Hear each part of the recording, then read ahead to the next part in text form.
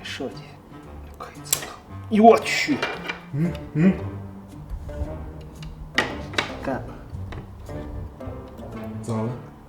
反正是坏了，直接给它给拽起来了，它这弄得也不结实，难受。开箱有没有10秒钟？你拍到了是吧？拍了。完美，那看来值了。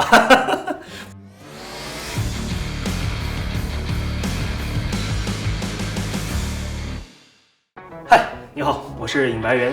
最近有点闲工夫呢，想折腾一下智能硬件。我之前也用过小米啊、华为的这些智能设备，也设置过不少的智能场景，但是整体的感觉给我就是可以让我发挥的空间太小，所以我打算搭建一个 Home Assistant 的服务器，来感受一下 DIY 智能家居的乐趣。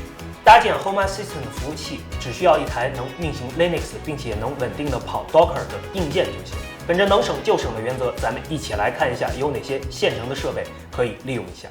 那首先肯定的想到的就是我这台服役了很久的群晖的 NAS， 我大概用了有3年左右的时间，一直都是非常的稳定。它内置了一块英特尔的 C3538 CPU 虽然说不是很强悍，但也基本够用。我买来的时候它是4G 的系统，后来我又增加了一个16GB 的内存条。硬盘我现在放了4块，总共加起来大概有10T 的存储空间。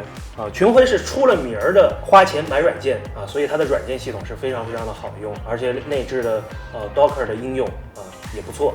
正好这上面还放了一台联想的迷你小主机，我当时是花了1000块钱买了一台准系统，后来又自己配了 i3 的9100的 CPU，16GB 的内存以及一个512GB 的 SSD 系统，我直接安装了 EXSI， 后面再安装各种 Linux 的发行版就非常的方便。这是我之前买的树莓派4B 的开发版是一个4GB 的版本。树莓派不含内置硬盘，它是用这种 TF 卡来代替。当时我买的这个大概要400多块钱，现在好像已经涨疯了，估计得1000多。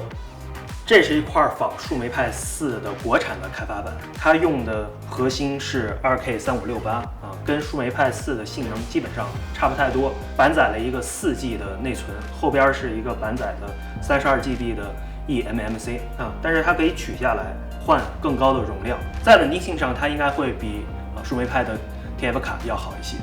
这个是我刚刚接触 Home Assistant 的时候买的一个小盒子，它的 CPU 是什么不太清楚，内存是2GB， 硬盘是16GB， 它是默认已经安装好了 Home Assistant 相关的软件以及里边的HASC 等等这些东西对于小白用户来讲，体验是非常好。那对于我这种有一点点动手能力的就没有必要再使用这个了。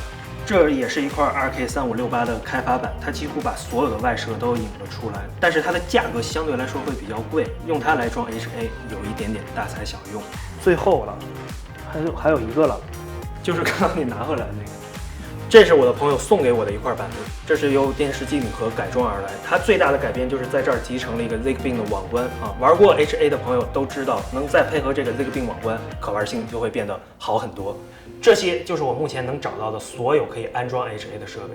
当然为了省钱，我打算从里面挑一个小巧稳定的来跑 HA 服务。当然如果效果不理想的话，我也打算从零设计一个 HA 专用的硬件。从这个视频开始，我会制作一系列和智能家居相关的 DIY 作品，希望能展示一下工科男在生活中的浪漫。如果你在使用智能家居的过程中遇到任何的问题，都可以在视频下面给我留言，我会解决你的问题，并拍一期视频来与你分享。下个视频我会 DIY 一款可以直连 HomeKit 的智能插座，敬请大家的期待。我是尹白猿，一个陪你手造万物的工科男，我们下个视频见，拜拜。